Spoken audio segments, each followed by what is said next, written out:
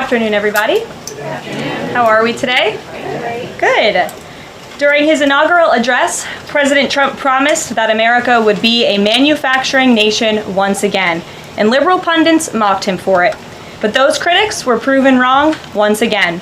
On the heels of President Trump's Oval Office meeting with Apple CEO Tim Cook last week, Apple just announced its largest ever commitment to American jobs and industry, with plans to spend and invest more than $500 billion in America over the next 4 years. Over the course of the current Trump administration, Apple plans to hire around 20,000 new workers, creating high-paying jobs right here in America. And the investment isn't limited to one specific region of our country. Apple teams and facilities will expand all over our country in Arizona, California, Iowa, Nevada, North Carolina, Michigan, Oregon, Texas, and Washington.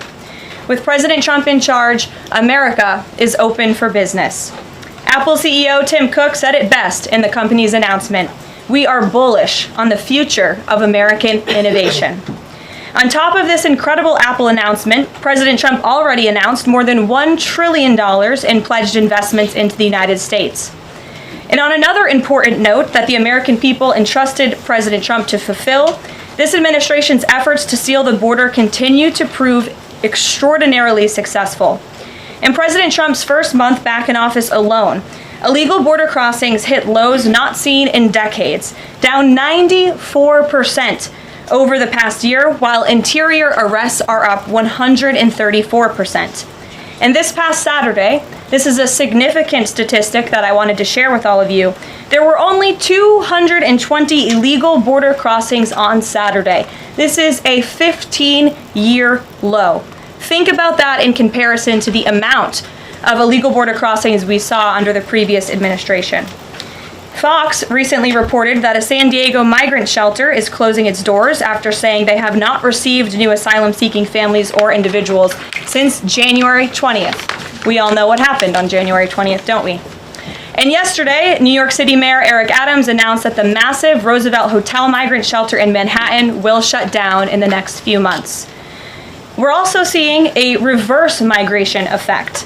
There are now verified reports from the Associated Press of migrants abandoning their journey to the United States and heading back home. This is the first time the Border Patrol has received these reports since 2020, during President Trump's first term. The returning migrants claimed in interviews that the new heavy security posture adopted by the Trump administration was a significant reason for their decision to return to the countries of their origin. Overall, the American people continue to overwhelmingly give President Trump very positive remarks. Nearly every one of President Trump's policy initiatives are receiving strong majority support, and I have noted that in every briefing since Inauguration Day. 81% of Americans support deporting illegal migrant criminals from our nation's interior. 76% of Americans support the DOJ-led efforts of a full-scale investigation to find and eliminate fraud and waste in government expenditures. Again, this is from a Harvard-Harris poll, a very legitimate pollster. 76% of Americans support closing the border.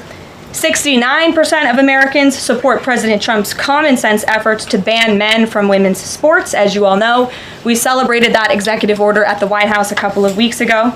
65% of Americans support the president's efforts to eliminate all preferences by race in the hiring and awarding of government contracts, which is another pledge that DOJ is working hard to fulfill.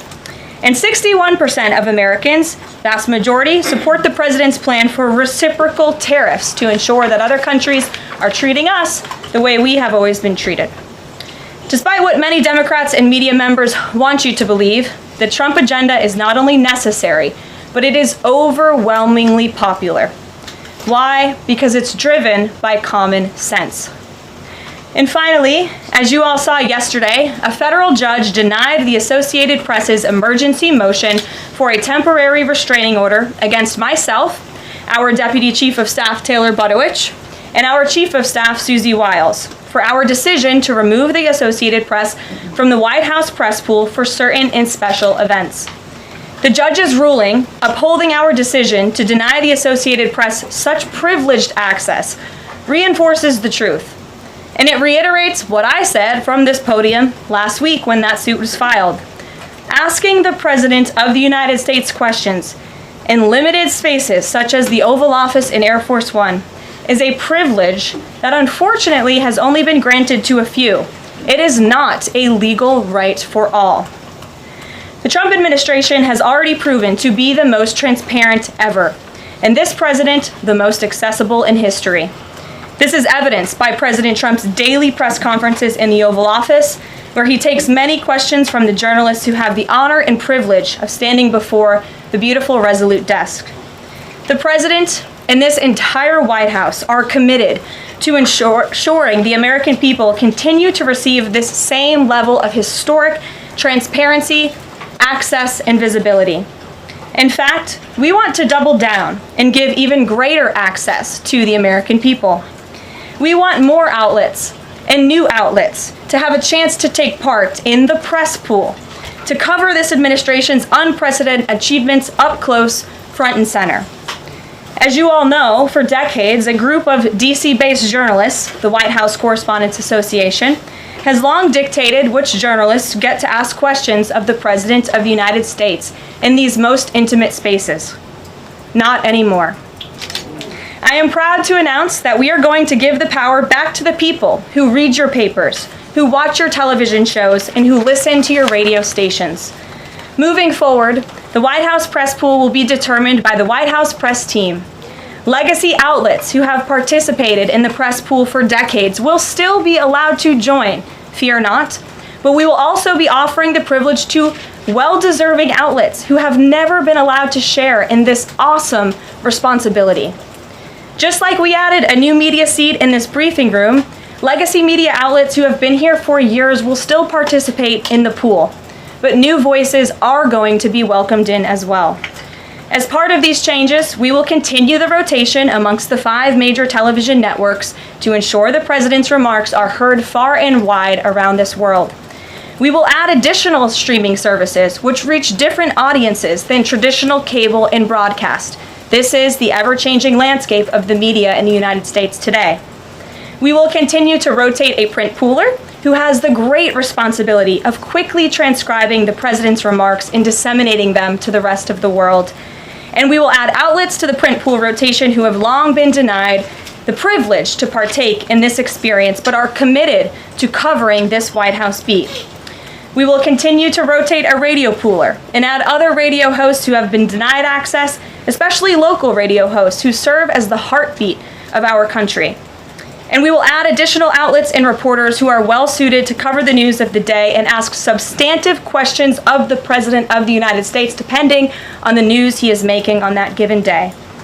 This administration is shaking up Washington in more ways than one. That's what we were elected to do. As I have said since the first day behind this podium, it's beyond time that the White House press operation reflects the media habits of the American people in 2025, not 1925. A select group of DC-based journalists should no longer have a monopoly over the privilege of press access at the White House. All journalists, outlets, and voices deserve a seat at this highly coveted table.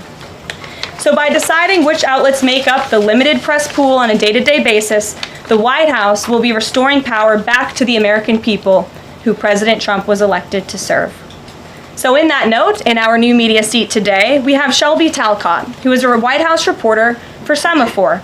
In 2022, Semaphore launched as a global digital news platform with the aim of bringing meaningful innovations to the news industry.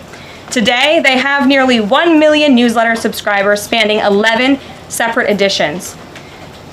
With that, Shelby, I will take your questions. I think the president has made his position on Venezuela quite clear. He stands in opposition to the Maduro regime, and Secretary Rubio has spoken on this extensively as well. So a couple of things on this. First of all, let's just take a step back and talk about this idea.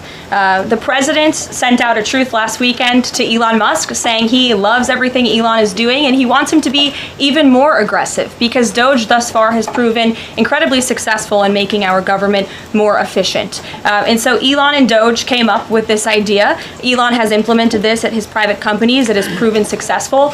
And it's a very simple idea when you think about it. All the Office of Personnel Management is asking, all this administration is asking, President Trump is asking, is for federal workers who live off of the American taxpayers' dime to send 5 bullet points of what they have done in the previous week. That is all we are asking for. And so the Office of Personnel and Management sent out additional guidance last night.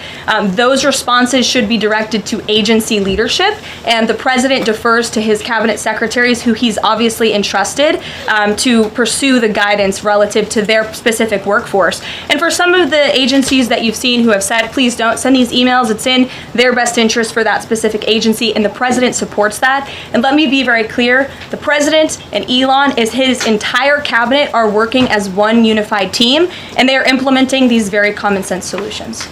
You're welcome. So again, the agency heads will determine the best practices for their employees at their specific agencies. Again, this was an idea that Elon come up with. Doge worked with OPM to actually implement the idea, and the secretaries are responsible for their specific workforce. And this is true of the hirings and the firings that have taken place. And we advise federal workers, unless your agency has dictated you not to respond to this email. In fact, I can announce that we've had more than 1 million workers who have chosen to participate in this very simple task of, again, sending 5 bullet points to your direct supervisor or manager, CCing OPM. I actually participated in myself. It took me about 1.5 minutes to think of 5 things I did last week. I do 5 things in about 10 minutes, and all federal workers should be working at the same pace that President Trump is working and moving. We have a country to save, and we want this federal government to be responsive to the needs of the American people who re-elected this president to have historic massive reform, and that's what the intention of this idea is. I have not seen that NBC News report, and I haven't heard that from Doge or from Elon himself. Again, this is to ensure that federal workers are not ripping off American taxpayers, that they are showing up to the office, and that they are doing their jobs. That's what the American people expect, and it's a very simple task to complete. I did it myself, and I was more than happy to do it because I'm very grateful that I am serving the American people on the American taxpayers' dime. Federal workers. Are my press briefings not good enough for you, Jackie? Well, first of all, John, it's great to see you, and you are one of those individuals who has you're on a streaming platform that hundreds of thousands of people tune into every day, so it's great to see you in the briefing room. I did address that actually in my opening remarks by announcing that the White House press team in this administration will determine who gets to enjoy the very privileged and limited access in spaces such as Air Force One and the Oval Office. There are, as you know, look at this room, hundreds of journalists who show up to this building every single day and are not granted that luxury of flying on Air Force One and asking the President of the United States questions. And so we want to ensure, again, everyone has a seat at that highly coveted table. But alas, the legacy media outlets who have been doing this for quite some time and have invested resources into covering the White House, their spots will remain, just like they have in this briefing room as well. Sure. So the President talked at length about this yesterday, the critical minerals deal with President Macron, and in the more than hour-long press conference he gave all of you in the Oval Office himself. There hasn't been significant updates since the President's remarks last night, but I will just reiterate his position. It's critical that this deal is signed. He expects President Zelensky to sign a deal. This is to recoup American tax dollars that have been funding Ukraine's national defense. And it's also great for the Ukrainian people who have been put through hell because of this war. And it will create a lasting economic partnership as Ukraine will need to rebuild their country because of this brutal war. I don't want to comment on Mr. Witkoff's travel plans or read anything out just for obvious reasons, but he remains very much working. That man is working around the clock to secure this deal with Russia and Ukraine alongside Secretary Rubio and Secretary Bessent, General Keith Kellogg. He's also working very hard to secure a peace deal in the Middle East as well. So God bless him, and he's working alongside the president every single day. Sure. So the president tasked Elon Musk to oversee the Doge effort. There are career officials and there are political appointees who are helping run Doge on a day-to-day basis. There are also individuals who have onboarded as political appointees at every agency across the board to work alongside President Trump's cabinet to find and identify waste, fraud, and abuse, and they are working on that effort every day. The border wall is a signature promise of President Trump's campaign. He talked about it way back in 2015 and 2016, and people laughed at him for bringing up this idea. It's proven to be not only an idea that he delivered on in his first term and continues to deliver on in his second term,